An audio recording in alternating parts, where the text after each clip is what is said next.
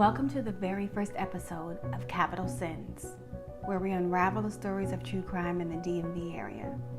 I'm your host, Mel, and for our first episode, we begin our journey with a story that crippled the area for months in 2009, and since then has left a stain on the community's memory.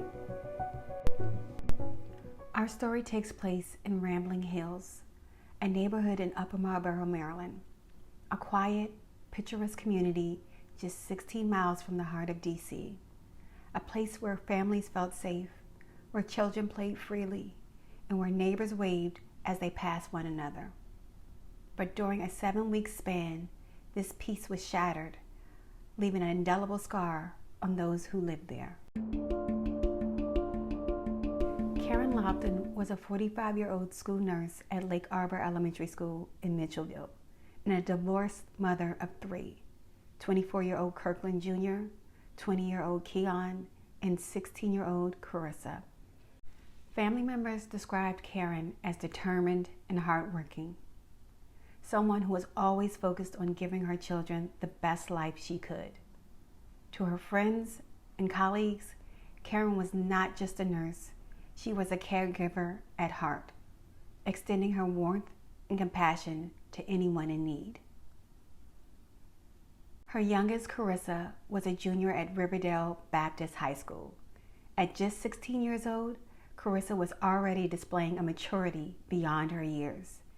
She had recently started working as a cashier at the Golden Corral restaurant at Capitol Center. Her manager fondly recalled her as disciplined and bright, qualities not often found in someone so young. She wasn't just going through the motions of a part-time job. She brought a professionalism that left a lasting impression on those around her. On Sunday, January 25, 2009, Karen and Karissa began their day like many others, attending church together. Later that day, Karissa went to her shift at the Golden Corral restaurant. Her boss confirmed she left work around 9 p.m. However, what remains a mystery is how Karissa got home that night. Family members believed Karen didn't pick her up, a break from her usual routine, as she was known to be strict about Karissa getting rides from friends. Just a few hours later, in the early hours of Monday, January 26, 2009, an emergency call was placed to dispatchers. On the line was a calm teenager, notably composed under the circumstances, reporting that both she and her mother had been shot. Her words painted a chilling picture of the unimaginable violence that had unfolded within their home. Moments later, authorities arrived at the scene in Rambling Hills. The quiet, picturesque neighborhood that had always been a haven of safety now bore witness to a tragedy that would ripple through the community for years to come.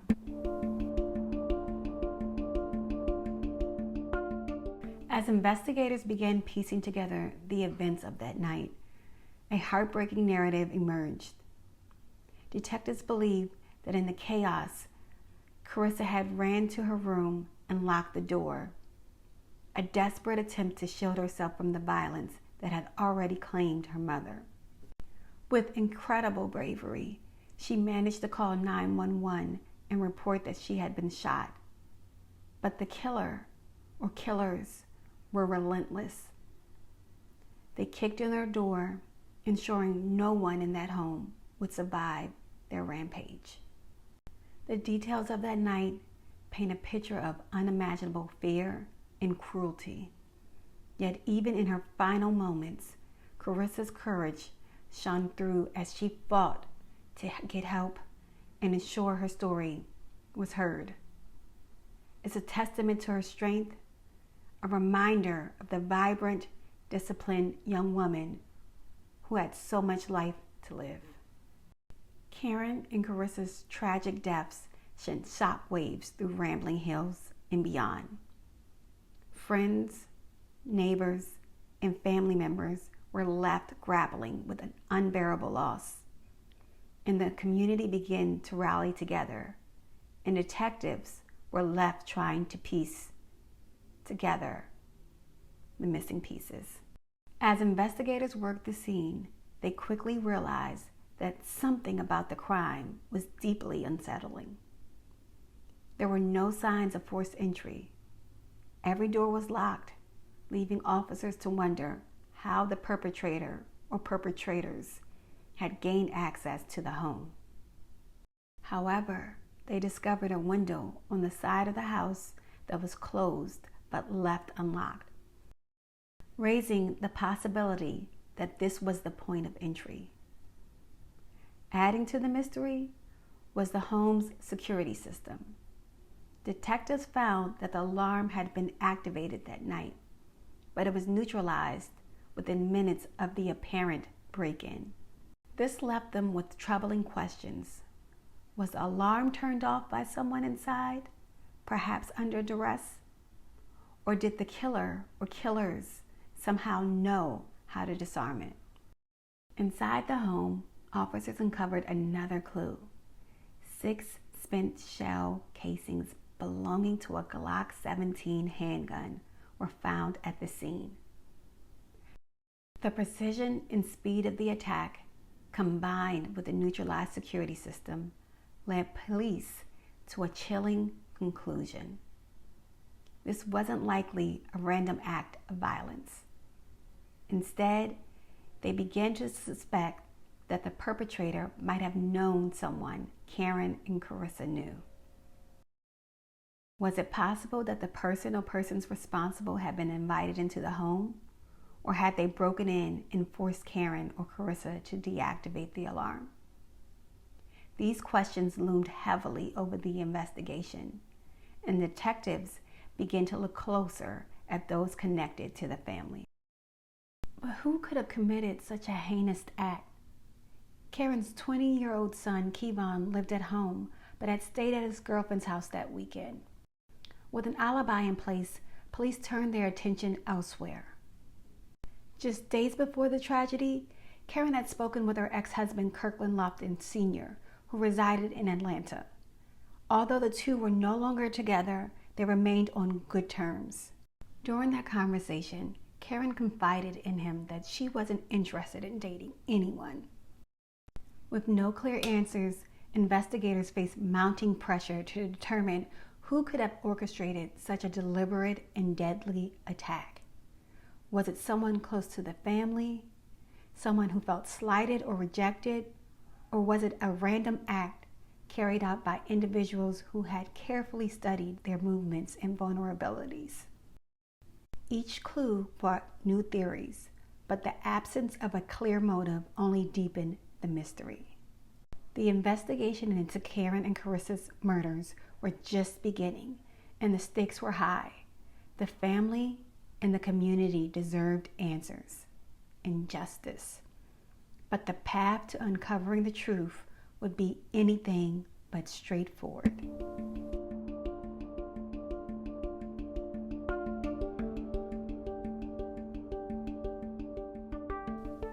On March 16, 2009, nearly 7 weeks after Karen and Karissa Lofton were brutally murdered, police received another distressing call. A woman reported that her cream-colored Nissan Maxima was missing from the carport of her home on Woodlawn Boulevard in Largo. Almost 2 hours later, authorities located the stolen vehicle, but what they found was far more harrowing than anyone could have imagined.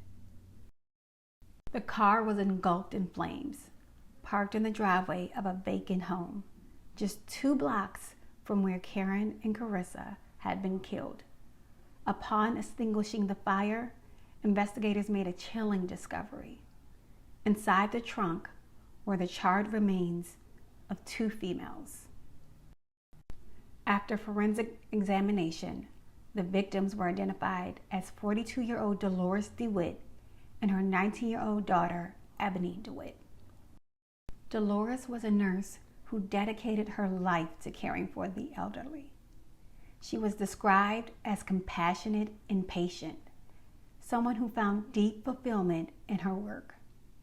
Her daughter, Ebony, a Largo High School graduate who was the vibrant and free-spirited life of the party. Family members said Ebony's warmth lit up any room she entered, making her absence all the more devastating. Together, Delores and Ebony lived in their home on Cedar Hollow Lane in Largo with Delores' 17-year-old daughter, Courtney. That weekend, however, Courtney had stayed over at a friend's house, leaving just Delores and Ebony at home. This detail would later become significant in the investigation. With no other witnesses in the house that night, police had to piece together what happened based on the limited evidence left behind.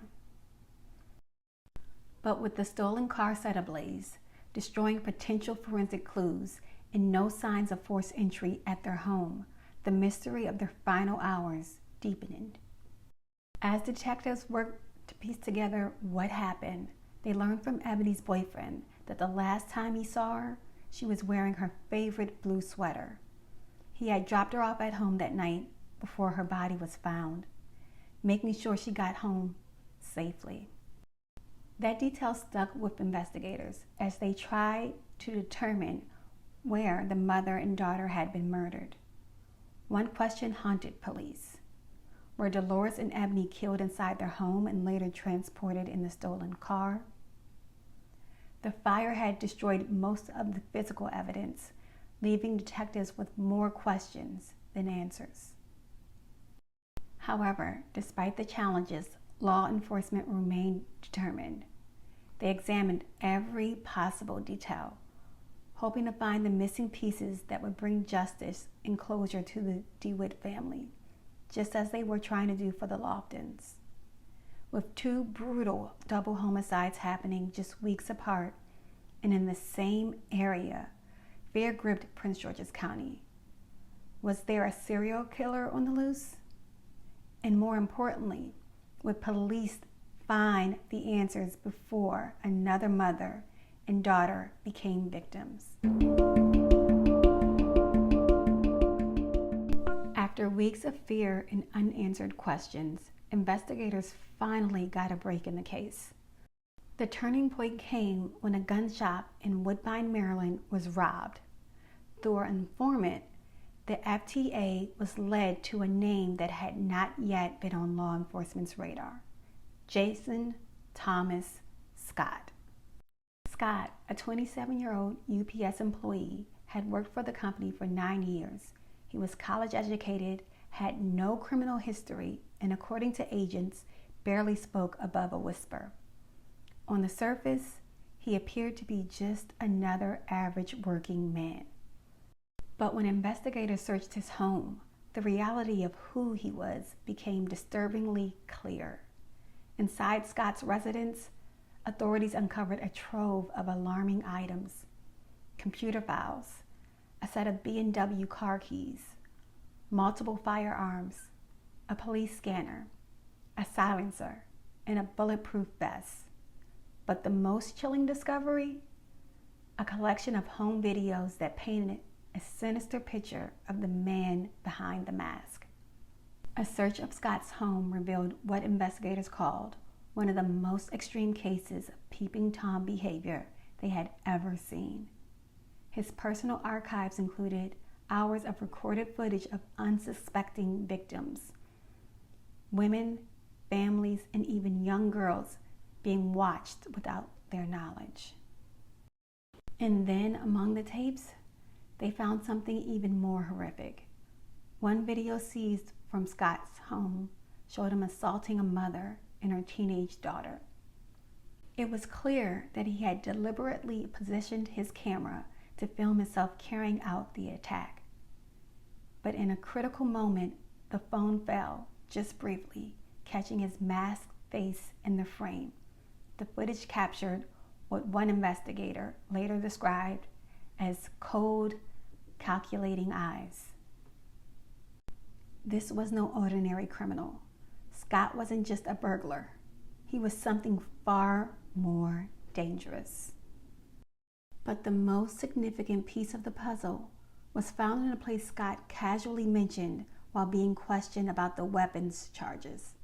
He called it the spooky house. Investigators soon discovered what he was referring to. an empty Georgian mansion in Upper Marlboro, a brick home that had been sitting on the market. This was more than just a hideout. It was a place where Scott and his co-conspirators allegedly divvied up their stolen goods. And inside the spooky house, police found the kind of evidence that they had been desperately searching for. Among the discarded items were charred remains of a blue sweater, one identical to the one Ebony had been wearing the night she and her mother were killed. Nearby, they found jeans that matched the ones worn by her mother, Delores. It was the break investigators needed.